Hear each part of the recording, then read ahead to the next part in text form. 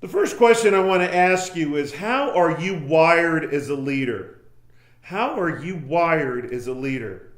And when people think about what does that even mean? What does it mean as how's I'm wired? Well, what happens for most of us is that we think, hey, we get a job, we start out with some technical competence, we gain competence, we're getting better, we're smarter than other people, our work results are good for that job, and as technical competence grows, there's this day that all of a sudden you get promoted. Yay! But now you have other technicians and other technical craft, sometimes people that you're still smarter than. Maybe you've been on the job longer and you know, okay, this is the procedures in this company. And even some companies, if you've never had training, they're going to go, oh, okay, well, we're going to get you some training. We're even going to get you some on-the-job training. We're going to send you out some formal schooling. We begin to refine our skills. Some of you have even signed up tonight as a result of companies saying, hey, we want to get you some leadership training. So in this environment of how people arrive, what they do is they tend to fall back on being smart. I'm smart. I know what to do. I know I have answers.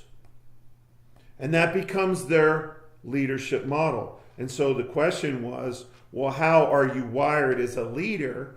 What's wired is you do a good job, you move along, and we have this little arena of, yeah, but what about the natural born leaders out there?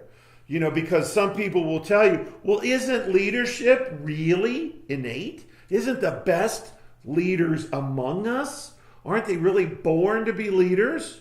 And here's their evidence as to why we are born to be leaders. You look at someone's life and you say, you know, back when they were a little kid on the playground, they were always, you know, the one leading the exercises, changing the game. Or maybe as kids, they were always the first one chosen in sports or club activities. Or now as they go into school, they were the ones the teachers always picked on. And so you have the wherewithal, you're identified as being a leader. And then you go into something like Malcolm Gladwell's book, Outliers. And in there, there's a great study that he talks about professional hockey players.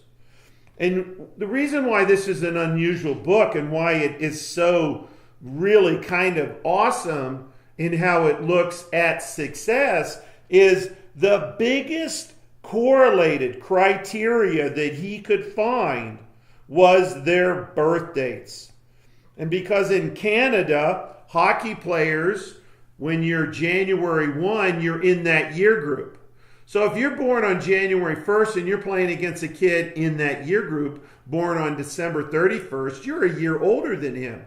Now, it doesn't matter when you're 33 and he's 32, but when you're 5 and he's 4, you're 20% bigger and faster. When you're 8 and he's 7, and so 80% of professional hockey players have their birthday falls in the first quarter. What happens is this becomes a self-fulfilling prophecy that this person is a leader a lot of the times, not every time, but we're beginning to look at this notion that are leaders really born? And the answer is some are, but a lot are not. There are other factors at play. We can teach you every skill.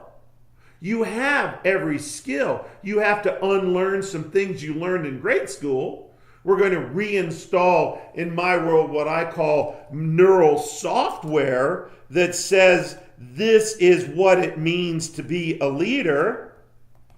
But we are all born to be leaders. It's innate in all of us. Now, some are a little sharper than others, but the vast majority of people have far more leadership skills. And so we're going to look really hard at this wiring.